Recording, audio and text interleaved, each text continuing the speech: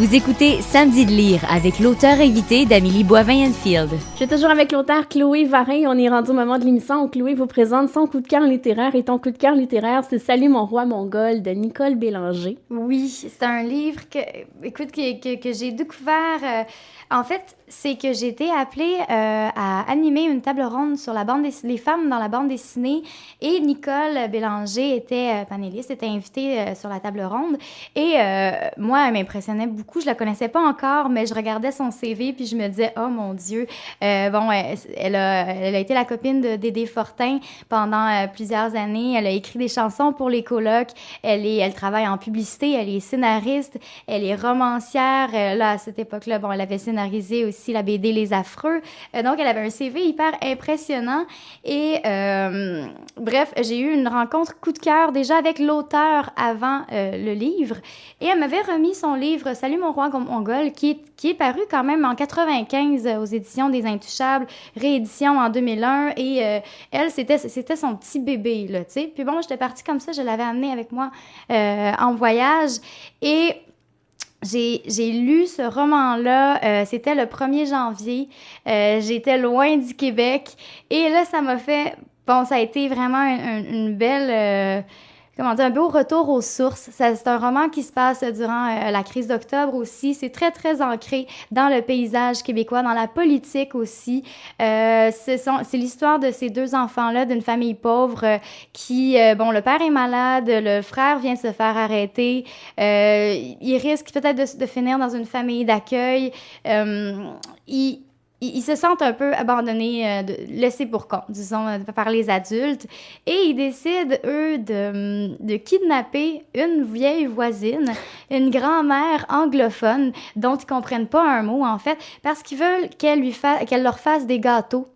Alors, ils l'amènent à la campagne, dans un chalet, en fait. Bon, et là, ils se retrouvent... il y a la police aussi qui s'en mêle, parce que on parle quand même d'un kidnapping d'enfants disparus.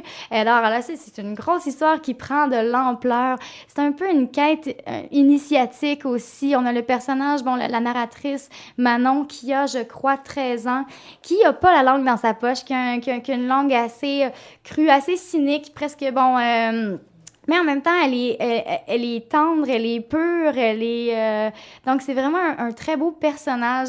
J'ai été happée par ce roman-là, vraiment, qui sortait aussi du cadre de ce que je lis habituellement. Bon, je suis beaucoup dans la littérature jeunesse, autant en tant qu'auteure que chroniqueuse littéraire.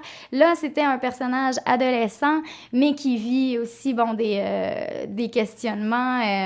Et ça dépasse aussi. C'est un roman qui s'adresse aux adultes, en fait, mais j'ai vraiment eu un gros coup de cœur pour ce livre-là. Et encore, on en parlait tantôt hors d'onde, c'est jamais difficile de trouver un livre coup de cœur, lequel, j'en aurais 72 livres coup de cœur, mais celui-ci, ça s'est imposé quand je réfléchissais pour l'émission, ça s'est imposé parce que vraiment, c'est un livre qui est très original, qui est très bien écrit, puis en même temps, l'auteur est tellement formidable que je me disais, c'est ça, j'ai mon livre coup de cœur. Et ça m'a donné envie de le relire, en fait, donc voilà.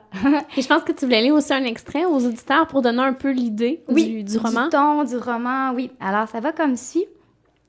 Et elle parle de son petit frère dans cette citation, dans cet extrait-là. Donc, ils vont me l'aplatir, me l'uniformiser, me le rouleau compresser, éteindre ses désirs, tuer sa rage. Je les laisserai pas faire. On va partir loin, juste nous deux. On ne restera pas dans un pays, qui n'est même pas un pays d'abord, où on apprend à avoir peur de son ombre avant de savoir à se mettre debout. On vivra pas avec du monde qui ne respecte pas ses vieux et qui empêche ses petits d'avoir de l'avenir. Mimi et moi, on va s'en aller loin. On demeurera rebelles, insoumis, mal élevés et fiers de l'être. Plus personne ne réussira à nous décourager en nous faisant croire qu'on est des sans-dessein. On deviendra capable de tout. Wow! Et ils deviennent, c'est ça, ils sont invincibles d'une certaine façon dans cette histoire qui est très touchante et qui montre un beau pan de notre histoire aussi. Alors, rappelle le titre « Salut mon roi mongol » de Nicole Bélanger. Oui, et je me permets un petit Oui. En fait, c'est que, bon, je suis persuadée qu'il va y avoir une adaptation cinématographique un jour. Je sais que le projet existe. Je sais que Nicole travaille très fort. Elle a travaillé très fort sur le scénario. Je sais pas, là, je lui ai pas parlé dernièrement, donc je sais pas si, quand est-ce qu'il va voir le jour, ce film-là, mais il faut absolument qu'il y ait l'adaptation cinématographique, d'autant plus qu'elle avait approché Luc Picard aussi, qui se disait intéressé pour la réalisation. Donc, on lui souhaite, parce que moi, j'aimerais vraiment, vraiment voir ce film-là à l'écran. Je pense que ce serait justement, encore une fois, un beau pan de notre histoire mis à l'écran et en plus, avec un regard si différent aussi, celui de cette Manon-là.